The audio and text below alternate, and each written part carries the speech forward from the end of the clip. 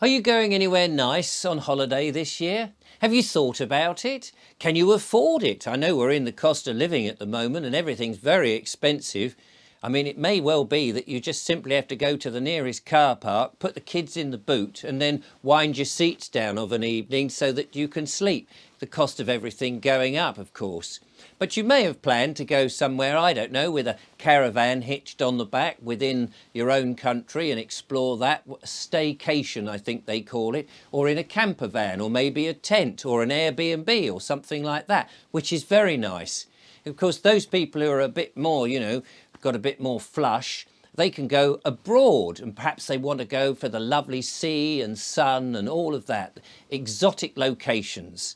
And I suppose you've, of course, given that some consideration of the problem of getting to that place, because you may remember we've had that very strange situation in which a number of people, in fact, loads of people, in fact, the vast majority of people were told because there was this problem, this illness problem going around, we all had to take some sort of, well, you know what it was, a medical intervention, a sort of rescue pack, if you like.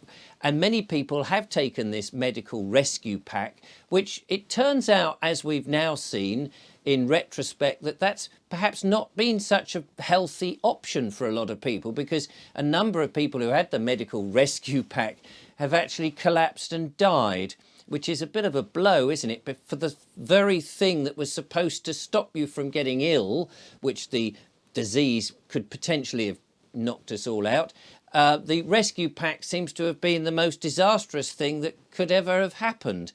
Now, a lot of the symptoms from that has been heart conditions. That's one of the things. We've heard that many, many times, and so people are a bit worried. I guess people would be slightly concerned because there was a meeting, wasn't there, with those people who like to go to a place called Davos, that think tank place where they want to control the world and have a top-down government, that sort of thing.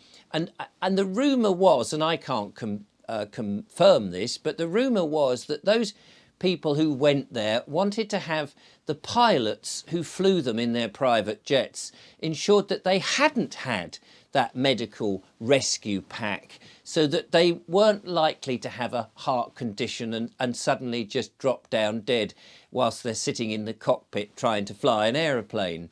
But for the rest of us who are going on commercial flights, I wonder if we have that same luxury to be able to say, actually, could our pilots be the ones that haven't had the medical rescue pack? Because it seems most people have had this thing, and a lot of pilots, of course, will have had it, and so they're susceptible to having these heart problems, which was a bit concerning. What was more concerning is somebody sent me an article, if I can get my phone to just wake up a moment, and it says here that in October the 24th, 2022, the FAA, which is the Federal Aviation Authority in America, and I don't know what it's like for the CAA over here. I wonder if they've done the same thing, but you never know who's actually going to be the pilot on your aeroplane, do you? Well, they've quietly, without any announcement at all, widened the EKG requirements necessary for pilots to be able to fly. The EKG is the the cardioelectrogram test. So you have a test, it's called a PR test, not the same as the PCR test, don't get confused with that. That's a measure of heart function, it says here. And the range that you would have to be inside in order to be a pilot was 0.12 to 0.2. Don't really understand what that means, but that was a range, quite a narrow range. But they've extended it now to 0.3, so from 0.12 to 0.3, which apparently is quite a wider range. And I believe the reason that is because too many of the would-be pilots failed to get into what we could say is the safe range, and so they've extended it, and they've not told anybody.